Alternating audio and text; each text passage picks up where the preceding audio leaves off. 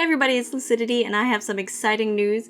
My roommates actually got a puppy a couple of weeks ago, and it has been a lot of work, but very exciting. He's super adorable, and as a result, it made me want to learn more about Japanese dog breeds, and I decided to make a video on the history, of course, of the Japanese dogs. Many of you probably know the Shiba Inu, probably from this meme in particular, which is one of my favorite memes. But did you know that there's actually 6 types of Japanese dog breeds, and that their history goes really far back, probably just as far as when there were people in Japan. So the earliest people in Japan on the mainland are the Jomon people, and these are hunter-gatherers that came anywhere from 12 to 10,000 years ago, and it's most likely that the Jomon people brought dogs with them when they crossed over into the island. The oldest skeletal remains that we have of a dog is actually 9,500 years old. It's also pretty clear that the dog is the only domesticated animal that the Jomon people had, at least for the majority of the time that they were in Japan.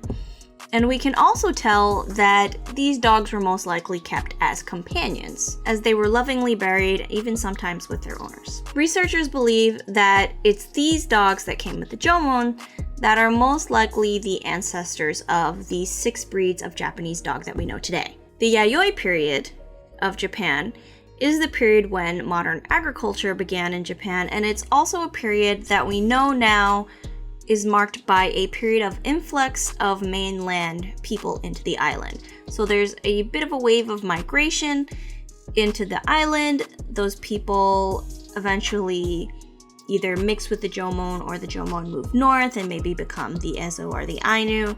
But for the most part, the Yayoi people bring with them new forms of technology, new forms of culture, and one of the things they bring with them are new types of dogs. However, these are very different from the dogs that the Jomon people had, because unlike their Jomon cousins, these dogs are buried in piles of bones, they have lacerations and cuts, and are most likely being used as meat. This is a practice that will continue for some time, but doesn't quite make it into the modern era, and for the small patches of people that do eat dog in Japan, it becomes abolished by the Meiji period when they decide to westernize, modernize at that point in time. We also know that these dogs are very different from Jomon dogs, and most likely a different breed because the shapes of their skeletal remains are different. So, over time, dogs in Japan primarily are hunting dogs that are used to hunt wild animals, mostly in mountainous regions. There are a few other dogs that do come into Japan, particularly a breed that comes in from China and some other places in Asia, as well as a few dogs that are introduced via trade from foreign nations. Even though trade is very limited from outside of Asia, there is a breed or two of dogs that do get into that way.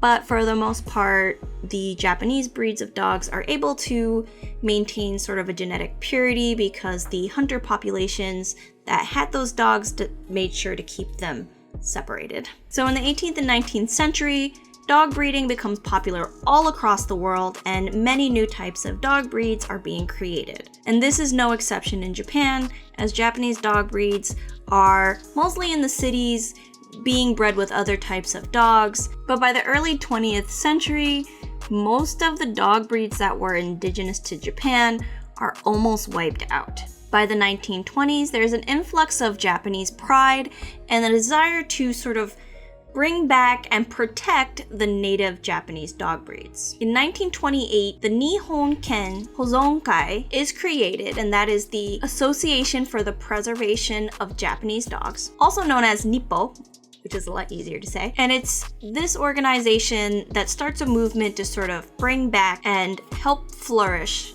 Japanese breeds of dogs. They establish 6 Japanese breeds and declare them natural monuments, also known as protected species. And these breeds are as follows. the Akita Inu, which is declared a natural monument in 1931. The Kishu and Kaiken are then announced in 1934, followed by the Shiba Inu, the one that we know and love today in memes, in 1936. And the last two breeds are the Shikoku and the Hokkaido, which are named in 1937. There are preservation associations for all 6 of these dog breeds, and breed standardizations are also created. So let's go into a little bit of a history of each breed. The Akita Inu is from the snowy mountainous regions of Akita and Odate. They are trained to hunt elk, boar, and even small bears. In the 1600s, Akitas were unfortunately used for dog fighting, which became very popular at that time.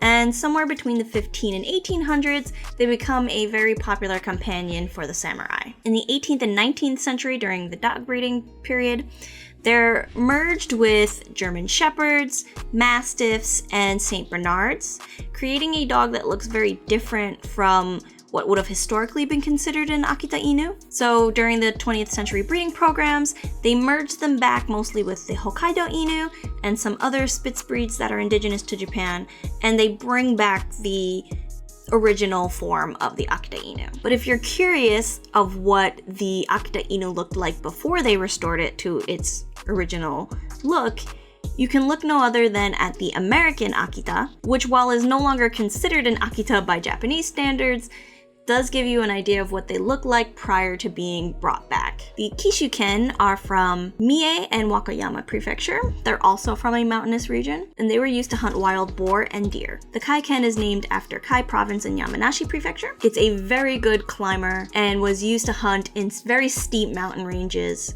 in Yamanashi, where it also hunted deer, boar, and sometimes bears. The Shiba Inu is from the Chubu region and was prized for being very good with their sight and their sense of smell that was perfect for the dense undergrowth of the Japanese mountains. By 1912, there were very few Shiba Inu left, and when NIPPO was created, there was a very big effort to bring them back. Despite these efforts, though, they almost went extinct during World War II, when starvation was an issue and a big disease that was affecting a lot of dogs led to a very steep drop in their population.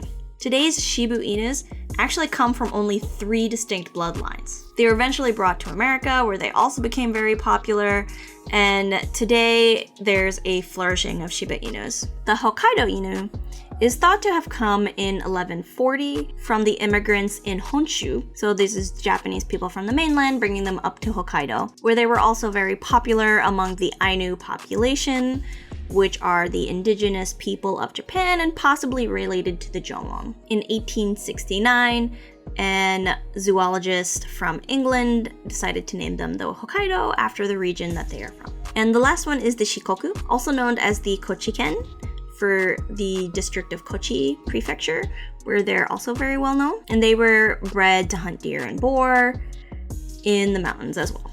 Most of these dogs are mountain dogs. Sometimes they're also referred to as the boarhound. So the puppy that we got is not a Japanese dog, but it's a corgi, and corgis are also super adorable.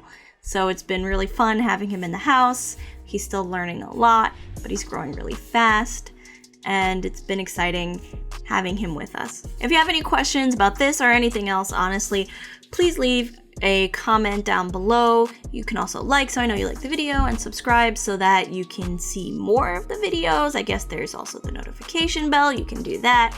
Any of those things would help you to see my videos and tells me what you're liking and disliking. I will see you next week, as we will be doing another animated video, but it is the continuation of the Sengoku period, and we're going to talk about the rise of Oda Nobunaga, who's one of my favorite figures, despite being a pretty ruthless, murderous individual.